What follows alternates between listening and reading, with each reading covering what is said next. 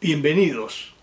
Álvaro Ortiz Monsalve, abogado egresado de la Universidad Nacional de Colombia, de su Facultad de Derecho, Ciencias Políticas y Sociales y profesor en esta misma facultad, los saludo. Vamos a tratar sobre la importancia práctica de algunas clases de obligaciones. El orden del día, primero, solución de las pequeñas investigaciones o situaciones que se dejaron en el video anterior, especialmente para los estudiosos del derecho que se dedicaron a ese tema. Y en segundo lugar, vamos a tratar sobre la importancia que en la práctica, de acuerdo con el derecho colombiano, tienen algunas clases de obligaciones conforme la clasificación que se hizo con anterioridad. Uno de los casos que se dejó con anterioridad estaba referido a la promesa de matrimonio, desde luego matrimonio civil, y en esencia los hechos eran: se celebró la promesa de matrimonio y se pactó una multa, y el otro hecho, uno de los contrayentes no acudió a la ceremonia, es decir, incumplió la promesa. Jurídicamente, ¿qué sucede en este caso? El Código Civil, desde el siglo antepasado, y fundado en la libertad que deben tener los contrayentes en la celebración del matrimonio, estableció que esa promesa no producía ningún efecto. En consecuencia, no puede existir obligatoriedad para celebrar un matrimonio que no se quiera voluntariamente. En relación con la multa, el mismo Código Civil en el artículo 111 establece que si la multa se paga voluntariamente, no hay derecho para exigir la restitución. Es decir, le da el carácter de obligación natural, siempre y cuando repetimos que se pague voluntariamente. Aquí nos surge una duda, y conforme el derecho supranacional, esa multa sí tendrá el carácter de obligación natural. Conforme la Convención Internacional de No Discriminación contra la Mujer, todo lo referente a los esponsales debe ser suprimido por el Estado. Si nos atenemos a esa finalidad, consideramos algunos que el carácter de esa obligación natural desaparece. Además, y para efectos prácticos, también consideramos que no existe razón alguna para que estas obligaciones sigan regulándose en el mundo del derecho. Desde luego, desde la perspectiva jurídica, desde la perspectiva de la voluntad de cada cual de pagar y de cumplir con su palabra empeñada, es asunto completamente distinto y ojalá así sucediera. El segundo evento estaba referido a la entrega de un vehículo debidamente determinado y su pérdida por razón de fuerza mayor. En realidad, conforme el ordenamiento civil colombiano, la obligación se extingue porque las cosas perecen para su dueño. Res perit domino.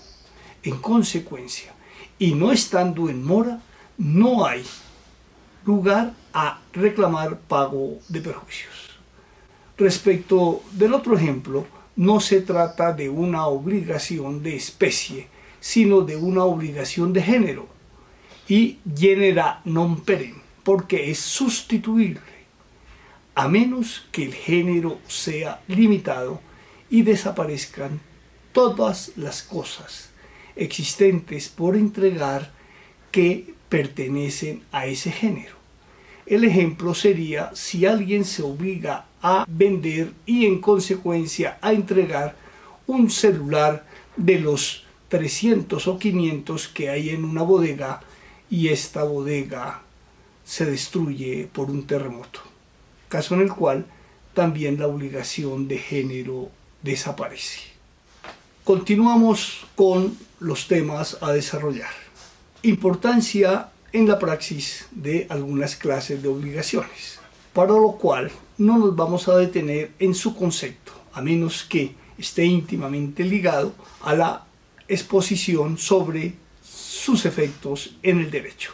Respecto a la primera clasificación, sobre su fuente, voluntaria o involuntarias, sus efectos prácticos, esto es, ¿para qué sirve esa distinción? La vamos a encontrar en la responsabilidad de carácter civil. Frente a las obligaciones voluntarias, se predica la teoría de la mora. ¿Qué quiere decir esto? Si se trata de obligaciones cuya fuente es la voluntad, esto es, el negocio jurídico patrimonial univoluntario o plurivoluntario, en este último caso, el contrato, el legislador colombiano tiene establecido que para el pago de perjuicios debe haberse constituido en mora el deudor. ¿Qué significa esto? En términos de la doctrina, que para las obligaciones voluntarias se aplica la teoría de la mora. Y aquí detengámonos en qué es la mora. Generalmente, cuando se dice mora, en la vida común se entiende retardo, pero jurídicamente hay una cualificación. Mora es la situación jurídica en la que se puede encontrar tanto el acreedor como el deudor en una relación jurídica de carácter patrimonial. Para el acreedor se llama mora creditoris y para el deudor mora debitoris. ¿Cuál es el efecto de la situación en mora para el deudor? En el derecho colombiano y generalmente en todo este derecho europeo occidental, solamente si se encuentra en mora puede cobrar los perjuicios que el incumplimiento acarrea. Significa lo anterior, que para las obligaciones voluntarias, siendo estas exigibles, solamente se pueden cobrar los perjuicios derivados de ese incumplimiento total, parcial o mal cumplimiento si el deudor se ha constituido en mora. ¿Y cómo se constituye en mora? La mora se puede constituir de la siguiente manera. La regla general: el deudor está en mora si ha sido requerido, esto es, reconvenido, en una actuación judicial por el acreedor para que cumpla. La otra, que es una excepción a esta regla general, cuando la obligación está sujeta a un término o plazo. En esta situación, el vencimiento del término o plazo constituye automáticamente en mora. Y una tercera situación se presenta cuando del mismo contrato se infiere un término precluyente.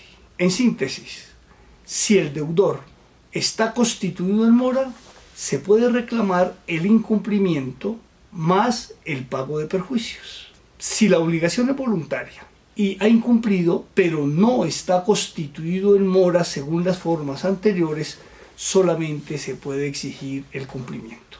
Ahora, en las obligaciones involuntarias no es necesario el requerimiento para constituirlo en mora a fin de cobrar los perjuicios. Basta simplemente el hecho del incumplimiento. La otra consecuencia de esta clasificación está referida a los perjuicios que se pueden pagar de acuerdo con su previsibilidad. En las obligaciones involuntarias se pagan todos los perjuicios que se ocasionen. En las obligaciones involuntarias se pagan todos los perjuicios que se ocasionen, sean previsibles o no previsibles, desde luego acreditados. En las obligaciones voluntarias el legislador colombiano diferencia si el deudor actuó con dolo o con culpa grave que se asimilan, debe pagar los perjuicios previsibles y los no previsibles. Se ha entendido por previsible los que normalmente son consecuencia de la relación negocial, y no previsibles todos los que se deriven de esa situación de incumplimiento. Desde luego, siempre y cuando que haya una relación de causalidad. Esta norma es de carácter supletivo y las partes pueden pactar en sentido contrario o pueden pactarla de cualquiera otra manera. Otra clase de obligaciones ya mencionada es la de medios y de resultado, donde está su importancia práctica en materia de responsabilidad y en su prueba. Si la obligación es de resultado, el deudor responde porque éste no se dio, es decir, no satisfizo el objeto de la prestación tal y conforme se había pactado. Mientras que en la obligación de medios, ya que en esta no se garantiza el resultado de la obligación, hay que acudir a la culpa en la actuación de esa persona. Y en consecuencia, solamente si hay culpa en su conducta puede haber responsabilidad. De lo contrario, no lo hay. Acá en culpa tenemos que tener en cuenta que en la legislación colombiana hay una clasificación tripartita: culpa grave, que se asimila al dolo, culpa leve y culpa levísima, y como veremos más adelante, se determinan de acuerdo a la naturaleza del contrato y conforme lo hayan pactado las partes. Ahora, a manera de ejemplo, veamos dos situaciones en la práctica. El caso de las obligaciones de los médicos. Se dice que son obligaciones de medios. Un médico es contratado para asistir a una persona que tiene una enfermedad terminal. Su conducta se va a valorar en cuanto a su cumplimiento, no por si ese paciente logró recuperar su salud, su vida, murió o no murió, sino cómo desplegó su actividad médica, es decir, la praxis médica. Y aquí precisemos, hoy en día se tiene claro que hay obligaciones derivadas del contrato médico que son de resultado y no de medios, como sucede con algunas cirugías estéticas. Ejemplo, un médico se obliga a hacer una rinoplastia. Él tiene que hacer esa rinoplastia y conforme lo pactado. Ahora, lo que sí no puede garantizar es el embellecimiento pretendido con esa cirugía, pero tiene que hacerla y si no, incumple. Y desde luego que fisiológicamente el paciente pueda continuar. Respecto de las obligaciones de los abogados, cuando apoderan a uno de sus clientes en un proceso judicial o en una actuación administrativa, la obligación es de medios. Nosotros los abogados no podemos garantizar el resultado de un proceso. Incluso si eso se hace a manera de publicidad, se está faltando a la ética. Pero aquí también hay que precisar que hay obligaciones de los abogados que sí son de resultado. Por ejemplo, entregar el día X a las 8 de la mañana los estatutos de una sociedad. La función del abogado es entregar esos estatutos. Si no los entrega, hay incumplimiento. Además, hay que valorar su contenido de acuerdo con la responsabilidad del profesional. Resumimos entonces, las obligaciones de medios en materia probatoria hay que demostrar que ese obligado incurrió en dolo o en culpa en la realización de las conductas tendientes al cumplimiento de la obligación. Y en las de resultado simplemente se mira si el resultado se dio o no se dio. Caso en el cual, si no se da, responde conforme la regla de la responsabilidad contractual. La importancia práctica de la clasificación de obligaciones en civiles y naturales ya fue expuesta. La repetimos. En las obligaciones civiles, que son la regla general, hay lugar al constreñimiento judicial, dan lugar a que se pueda exigir coactivamente esa prestación o una reparación si lo anterior no es posible. En las obligaciones naturales no hay lugar a esa exigencia judicial, pero si se paga voluntariamente no hay lugar a la restitución. Es decir, en las obligaciones naturales no se presenta la figura del pago de lo no debido, ni tampoco se presenta el enriquecimiento incausado. Otra clasificación de las obligaciones está referida a si son principales o accesorias. La importancia práctica radica en que, según la lógica y según una regla general del derecho, lo accesorio sigue la suerte de lo principal y no lo contrario. Así, por ejemplo, en un contrato de mutuo puede haber obligaciones accesorias que son las obligaciones de garantía. Si se decretara judicialmente la nulidad del contrato de mutuo, las obligaciones de garantía, por depender de esa principal, desaparecerían del mundo del derecho, pero no lo contrario. Si en las obligaciones derivadas del contrato de garantía se declaran nulas, las obligaciones principales permanecen. Finalmente, hay otras obligaciones y su importancia práctica la vamos a mirar posteriormente, y son las obligaciones con pluralidad de objeto y con pluralidad de sujetos. Habíamos dicho que conforme la doctrina colombiana son llamadas obligaciones puras y simples y obligaciones modales. Estas últimas están referidas a obligaciones sujetas a una condición, a un plazo o a un modo, pero las vamos a tratar con posterioridad. Finalmente, y para efectos prácticos, quiero exponer estas dos situaciones a fin de que sean resueltas por los estudiosos del derecho. Se trata de lo siguiente. En un contrato civil, una persona se obliga a entregar una pluralidad de objetos. Es decir, un amigo le vende un par de zapatos de segunda, le vende simultáneamente unos libros ya utilizados y también le vende unas cámaras fotográficas ya utilizadas. Ejemplo 1 y el ejemplo 2 está referido a si son dos los compradores en ese contrato en materia civil.